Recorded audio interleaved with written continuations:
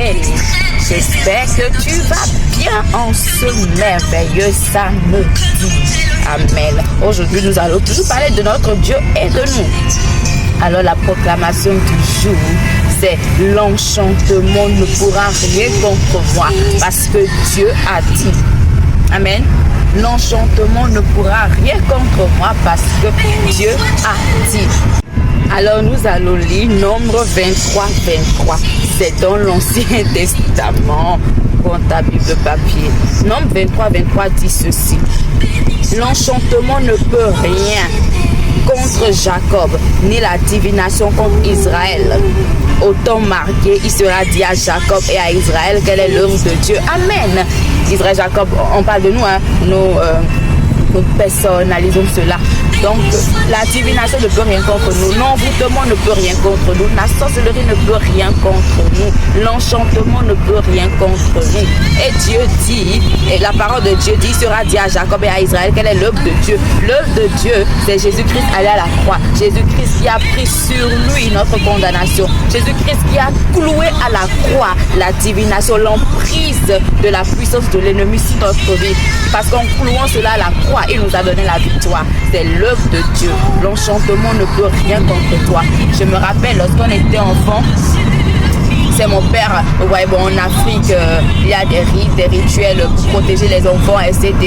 Mais notre père nous dit, d'après ce que j'ai compris, ce ne sont que des formalités. Il nous dit, vous venez de Dieu, on ne peut rien contre vous. Vraiment, cette parole que mon père a semée en moi m'a fortifié d'une telle manière. Je me dis, mais on ne peut rien contre moi en fait. Même lorsque je vois les pratiques bizarres, un peu chez nous, il y a des pratiques, les gougous, les vautours, etc.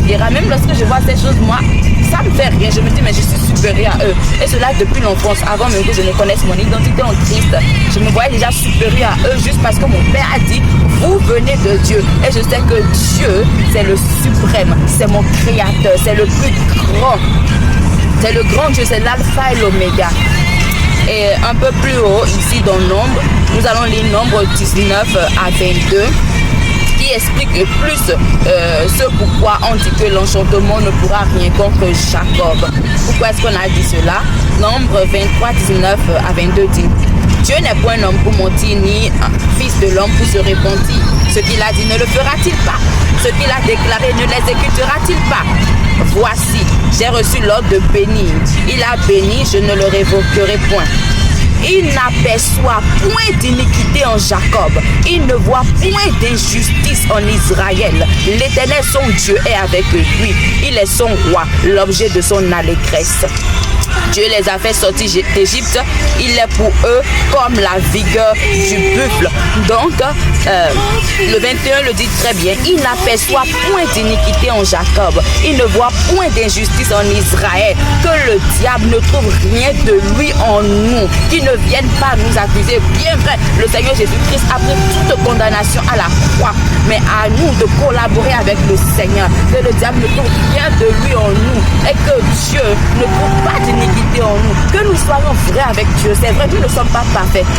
Je ne suis même pas parfaite, même pas un peu. Nous ne sommes pas parfaits. Seul Dieu est parfait. Le Seigneur Jésus-Christ l'a dit.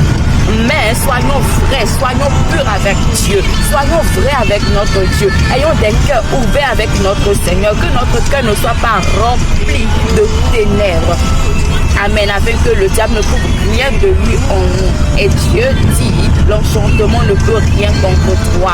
Que les ténèbres ne trouvent rien en toi, au nom de Jésus-Christ. En tout cas, garde cette parole. En toi, l'enchantement ne peut rien contre toi, mais il faut que tu aies ce cœur pur envers le Seigneur. Il faut que tu sois vrai avec Dieu en tout temps et en tout lieu. Même si tu n'es pas vrai, Dieu te voit, mais soyons vrais quand même envers Dieu. Et Dieu nous aide à aller encore plus de gloire en gloire. Amen. Agréable, je à toi de son amour et de sa présence.